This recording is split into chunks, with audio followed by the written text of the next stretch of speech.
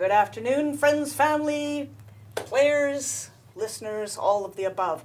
I just wanted to welcome you to the community webcast, the first one for today. This is A Beautiful Noise, Sound and Music in SOE Games. I'm Linda Carlson, also known as Brasse the Dwarf. I run the community department here, and I get to talk to these awesome guys who have real jobs that actually require work and attention. So at this stage of the cast is usually when I read out the ESRB rating.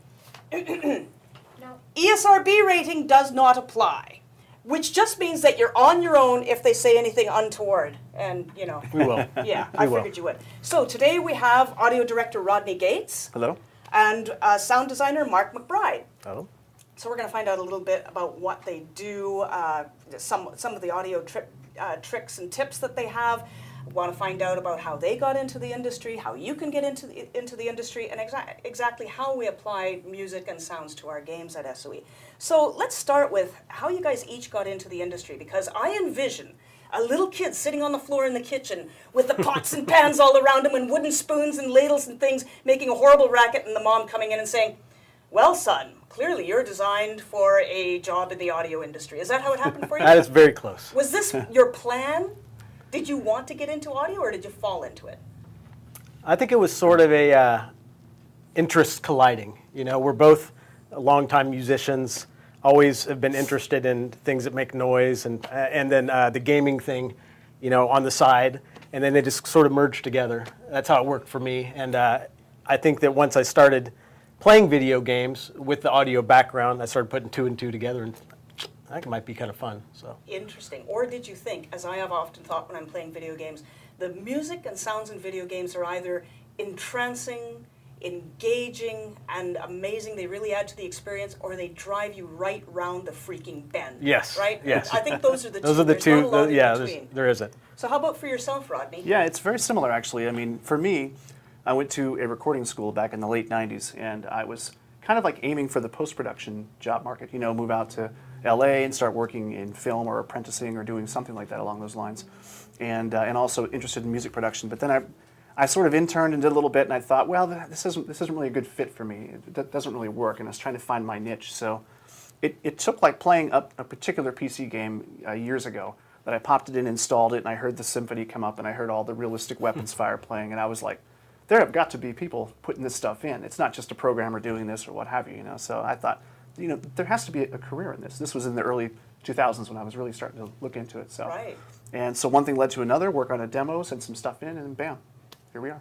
Wow, that sounds way too easy. Yeah. So I'm Well, rather This curious, isn't you know, something, you know, there hasn't been schools have just started doing sound design classes Right. for games in the last few years. So this was sort of something that was, you know, it wasn't advertised as a occupation or a career. It was sort of, you know, people that did live sound or stuff for film kind of squeezed in and, you know, muscled the way in. Right. But now it's a very specific, you know, there's a lot that goes into the game end of it, not just the sound end of it. So Yeah.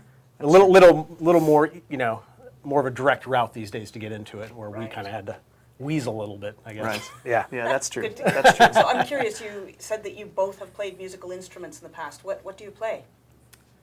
For me, it was guitar starting. Guitar. So, yeah, it was all about the heavy metal Oh, back in the 80s. And then you figured you needed a day job to support you until Right. you joined the Yeah. next. I never had any illusions I was going on tour. Okay.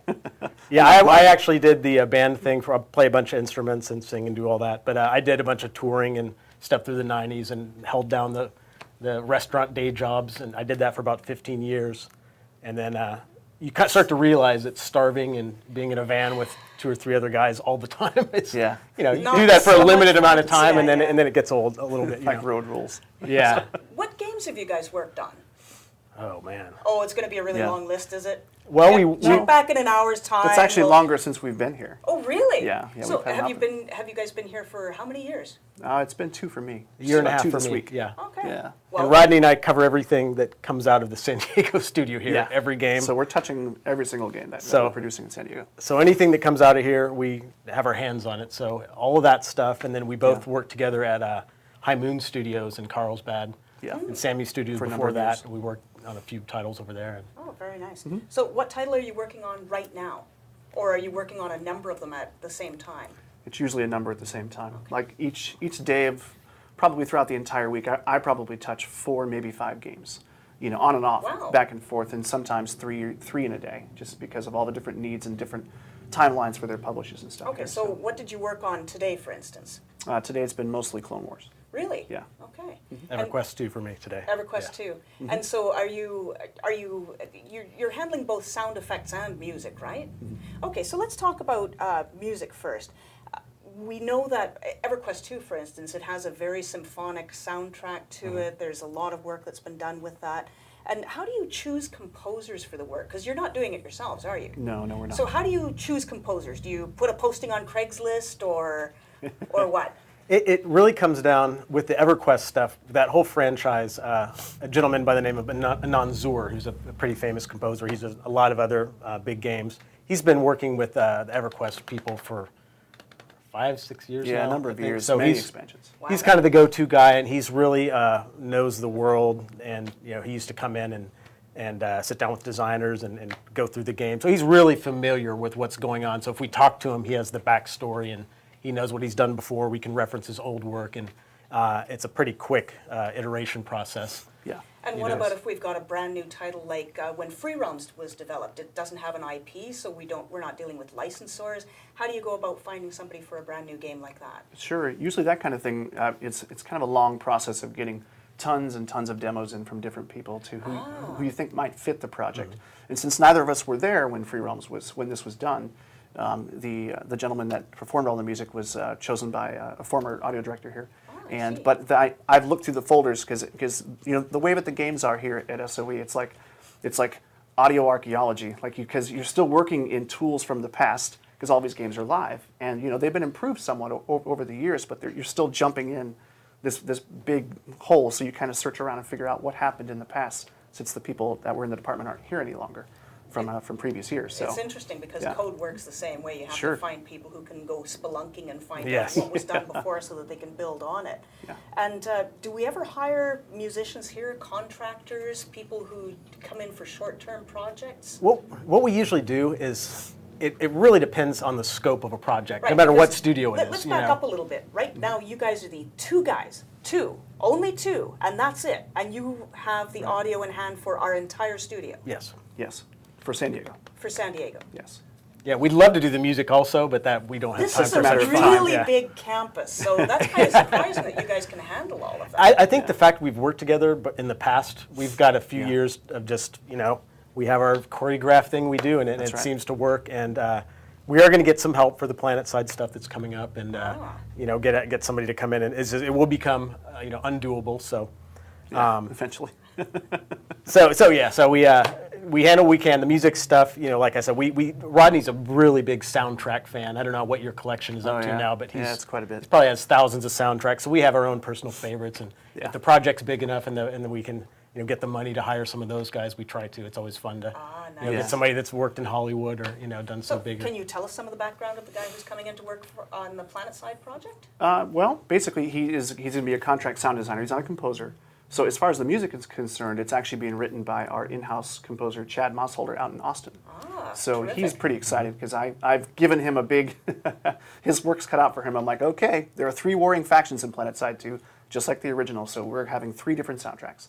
So depending on who you're going to play in the game, which force that you're going to fight Right, for, right. you're going to have a completely different soundtrack Okay. experience. Spur of the moment. Have you guys played Planetside? Yes. I have not played the original. What faction are you? I am Answer carefully. New Conglomerate. Oh. I am.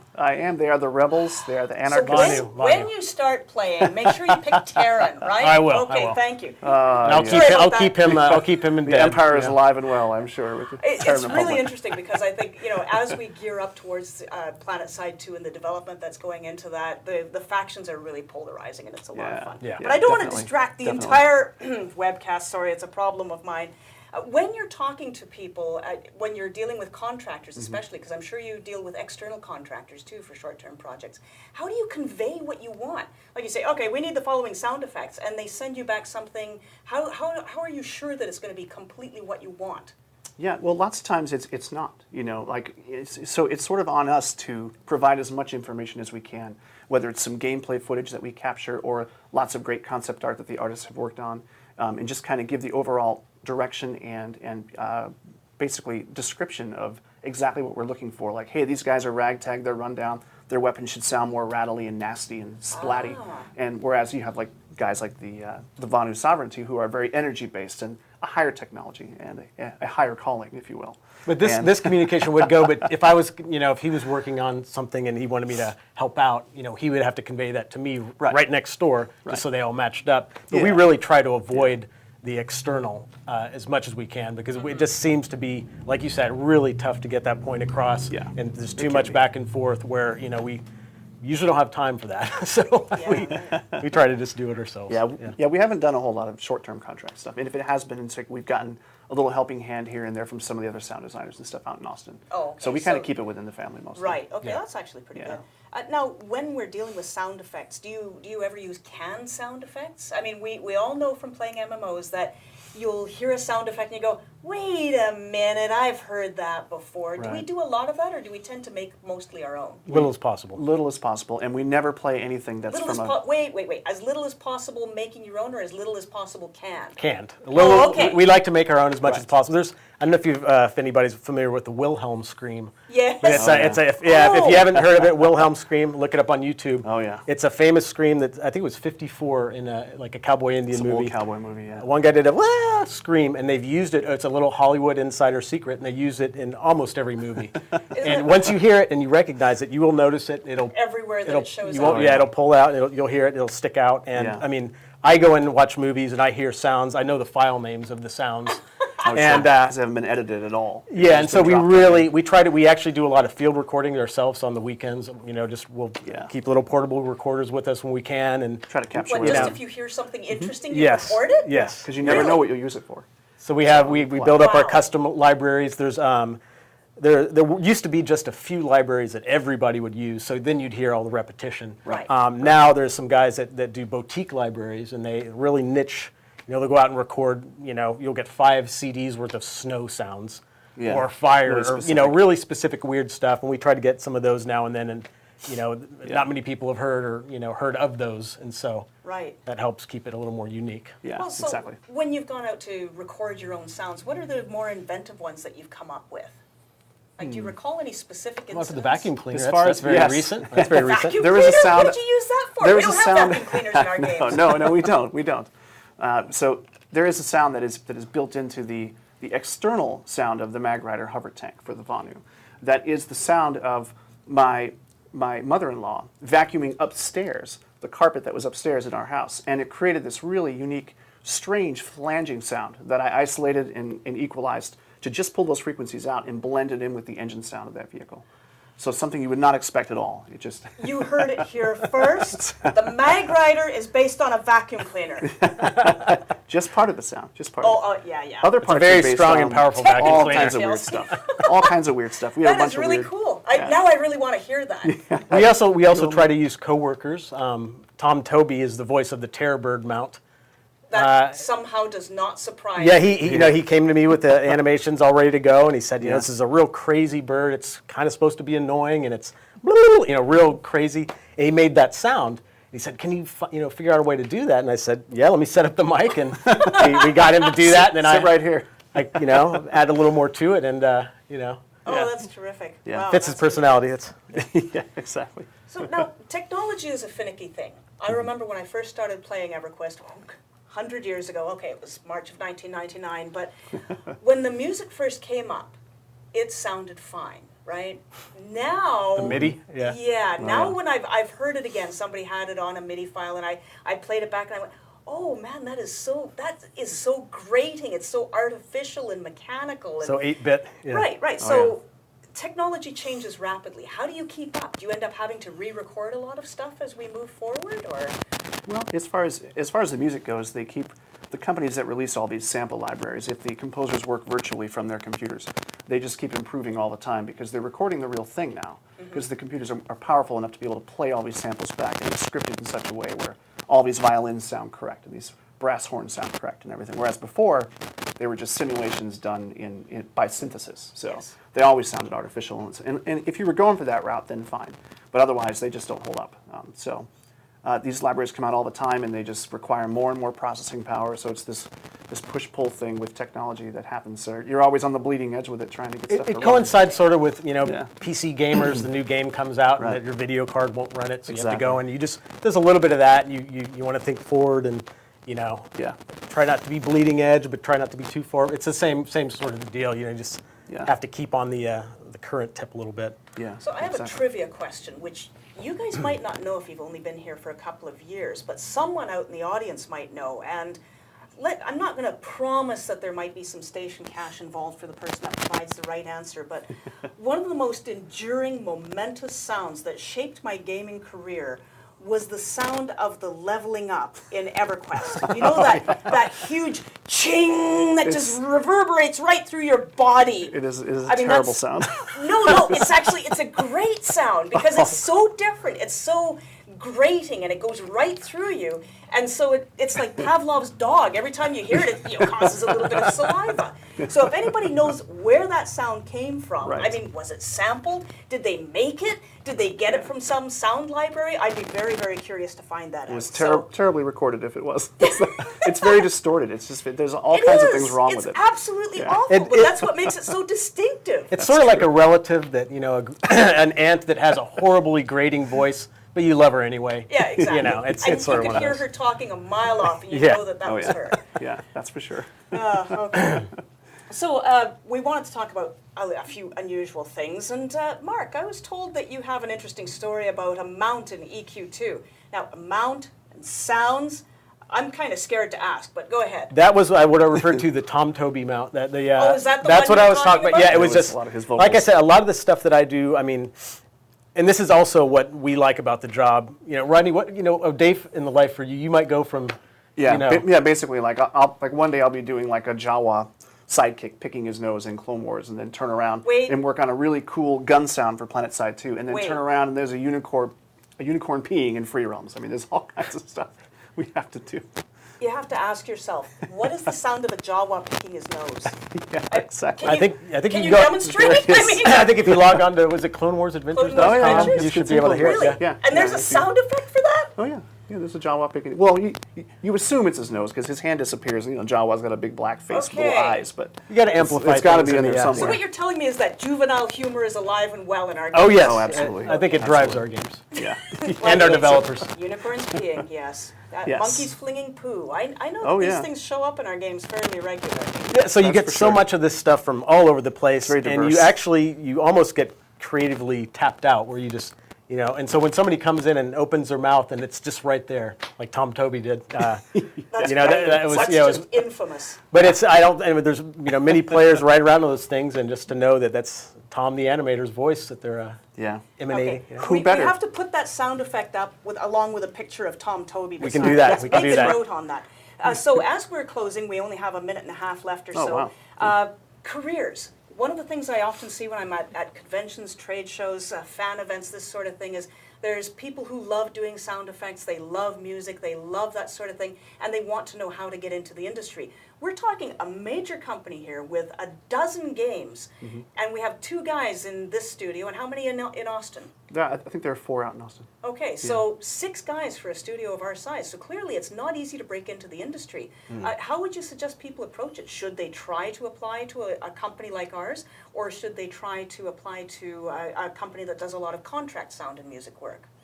Well, There's several different ways. Okay. There's Yeah. Rodney and I both, we sort of gave our, what inspired us to get into it. But he came from, going to school, knowing from the start, I want to do something with audio. Maybe working in a recording studio. Then he realized he didn't want to record bands he didn't like all day long. But he knew that, he went to school to get the. We use a lot of the same Foundation. technology. The same thing you would do if you were recording a band. Right. So he kind of went that way and then got the interest. But he already had his schooling background. Most of my stuff was from a home recording standpoint. Then I did QA over at SCA for about 3 years. Wow. So I did do the QA route just to get into the industry, and then start bugging people and already being in the building, Which helps. So it's very sneaky, it does. but it's So, a. so what did you do? You were in QA, but you'd wander around and you'd say, "Here, you got to listen to this cool sound No, effect." no, what I did, I actually- she's saying this- wrap it up. She's saying wrap it up. Okay. oh yes, Wait. all right. No, I'm interested though. When I was over at Sammy Studios with Rodney, I was in QA. I would write up bugs that were very audio-centric and prove that I knew what I was talking about. Gotcha. Then they ended up sucking me in. Indispensable. Yes. I'm really sorry that we don't have more time. That was really terrific. So again, sound designer Mark MacBride and our audio director Rodney Gates, thank you so much for joining us You're welcome. today. Thank you. Thank you. Let's go listen to the games in a whole new way. All right. That sounds good to me. Bye, guys. Bye-bye.